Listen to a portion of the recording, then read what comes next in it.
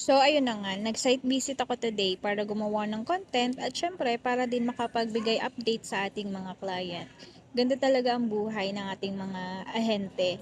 Kala lang ng iba, madali, na pera-pera lang, na pag nag-post ka, paldo agad. Hindi nila nakikita yung mga hirap natin bago tayo makapag-close ng deal, yung mga gantong content. And syempre yung mga pag-update and follow-ups ng mga ng mga requirements. Pero syempre, hindi natin 'to pinagsisisihan dahil pinili ko 'to, gusto ko 'to.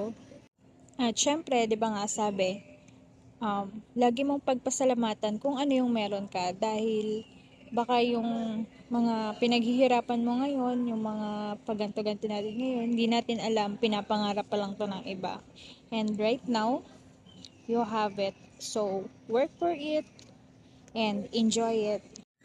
Tapos ito naman tayo, pag uwi natin, syempre konting walking lang, konting workout, yan. Syempre para alagaan din natin sarili kasi syempre, ayun na nga, kailangan natin ng lakas, kailangan natin maging healthy, hindi tayo pwede magkasakit dahil tayo ay alipin ng salapi.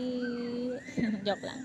Syempre, kailangan natin yan, kailangan natin maging healthy, lalong-lalo na um, lagi tayong nag-work araw-araw and lagi tayong nabababad sa initan, minsan nauulanan din, yon. Kaya talagang kailangan natin alagaan yung ating sarili. So, ayan. At mukhang hindi ko na kaya dyan. Kaya naman, that's all for today.